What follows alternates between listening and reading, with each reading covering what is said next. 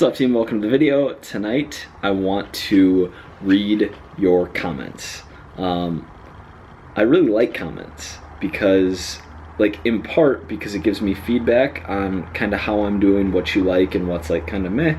I also like knowing who I'm talking to. And I remember when I did daily uploads for a period of time in the spring, when I stopped doing them, a lot of coaching clients and random people were like, "Oh, I miss your daily uploads." I literally had no idea that a lot of you guys watch. And demos are different across different social media platforms, and so my message and the things I talk about are different based on who's listening. And I can go on YouTube stats and see 18 to 36 male, 36 to 54 male. I know those are the core here. However, I like comments, and I'm going to read some back. Some will be questions, and others just, all right, let's do it. Why white rice? Because I like the taste of white rice.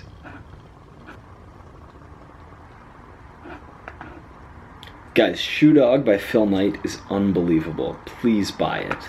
Please. What you're looking at right now is my desktop right here and a candle here.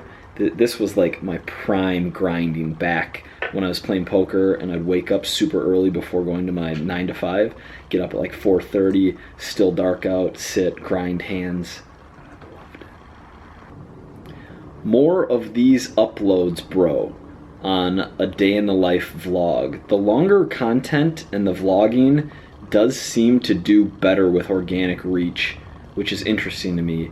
It's obviously harder for me and takes a little bit more time, but it's not that difficult and something that I can do more of. Hit the like button if you guys want to see more vlogs, or just let me know. Mike, you said 60 to 70 grams of fat per meal for building muscle isn't ideal, but let's say I'm doing intermittent fasting, only have 2 meals, one big, one smaller, my fat goal is 100 grams. Is it okay to have 170 and 130? Yeah, absolutely. I wasn't saying that 70 grams of fat in one meal, in and of itself, is bad. What I was saying is, in a full day, if you're eating multiple meals and your goal is recomp / fat loss, eating 60 to 70 grams of fat in one meal for a 5'9", 165-pound dude doesn't make sense, just because you're using up a lot of your total fats for the day.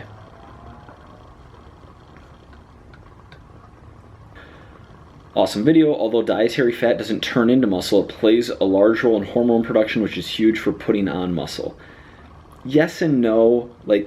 The high saturated fat increase your testosterone so you can build more muscle has been not disproven, but its merit has been reduced by how much it actually matters, or basically by how much a small bump in total and free testosterone within a normal range actually impacts muscle growth.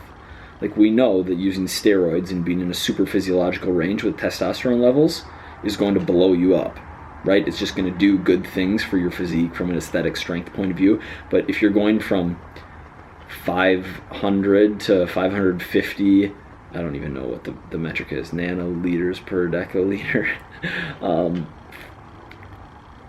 If you're within that normal range, the impact on muscle gain is negligible, from what I understand.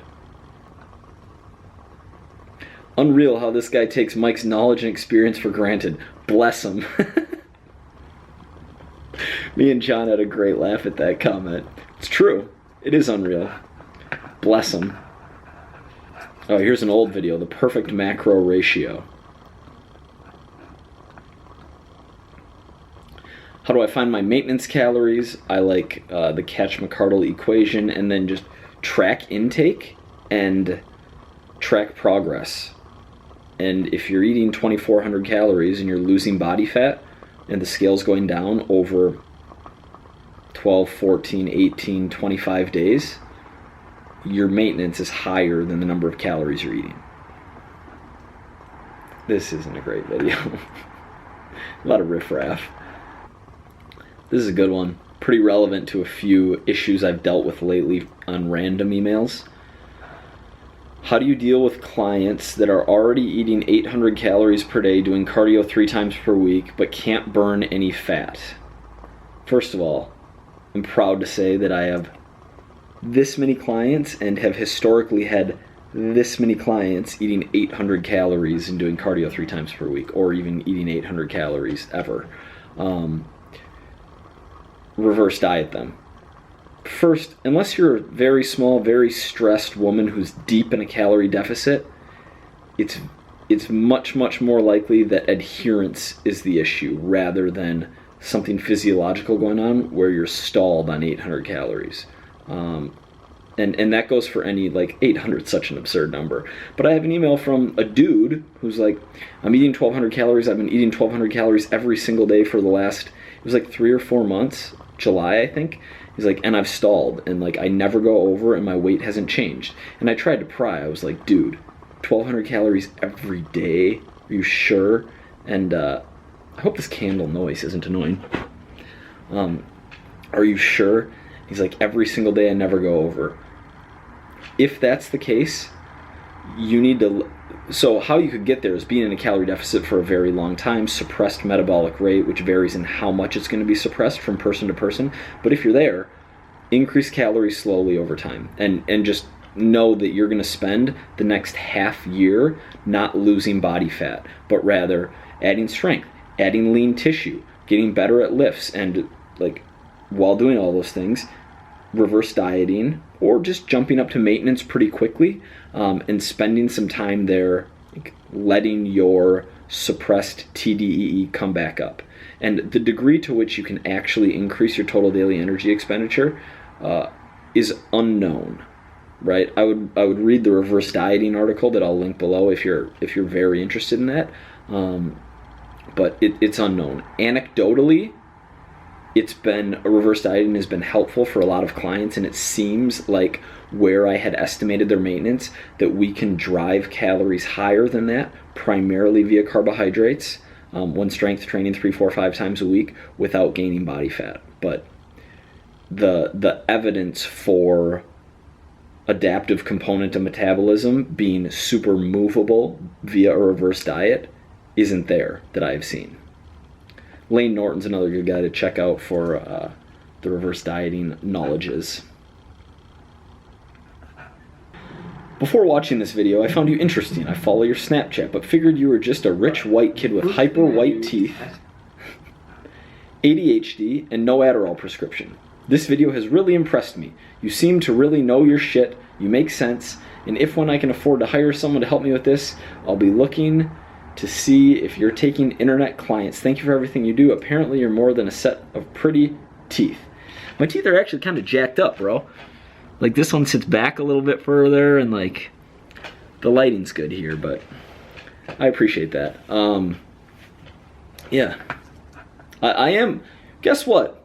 You wanna, like, I was just reading that to be funny, but you wanna go deep. Like, I do have an advantage that I'm white. Like, that's just the reality in the society we live in right now. I do have an advantage that I was raised in a nice suburb, like middle/teetering upper middle class. My parents both worked. My dad worked his ass off to pay for a pretty significant portion of my college education, and like, they were loving and they were solid, and like, I am very I'm blessed, to quote every rapper ever, but like, I am. So I'm glad that, you know, there's a little bit of, that I backed it up a little bit for you, Jim Matzker, the commenter. But yeah, the truth is, like, I'm lucky. Cannot believe you gave a shout out to the Bieber documentary. LOL. Never say never. He's bigger than me, taller than me, and he's older than me, wiser than me. And this is a little bit wiser than me, but he ain't on a JB song with me. I've been trying to chill, I've been trying to the power of will. No pun intended.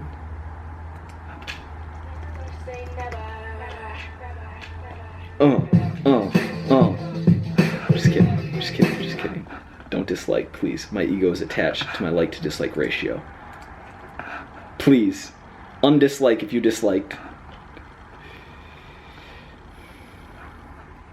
trying to get some more recent videos, some educational fitnesses. A lot of love in that thank you video, so appreciate all you guys very much.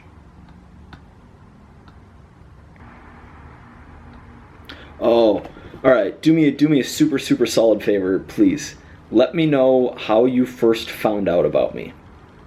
Okay, I'm very curious. I'm guessing YouTube. I'm guessing will be Gary heavy, but like the top several, I would guess. And this is interesting for any biz people, any internet people, any trainers. SEO on an article, probably about macros or something similar. Facebook video, why fitness matters for the older generation. Gary V stuff. And I want everyone to comment, because I think there might be some like bias in here, like a certain subset of you will comment more than other subset of you. So everyone please, yeah, wherever it is, Photocracy group coaching, like my friend told me about you, Instagram, anything. I know you in real life. How do you balance consuming content with creating content? Do your very best to create first and only consume when you're exhausted. All right, guys, I gotta get a post up on Instagram. I gotta get my meditation in for the day. I gotta bang out this reverse bet. So thank you very much for watching. I'll see you tomorrow.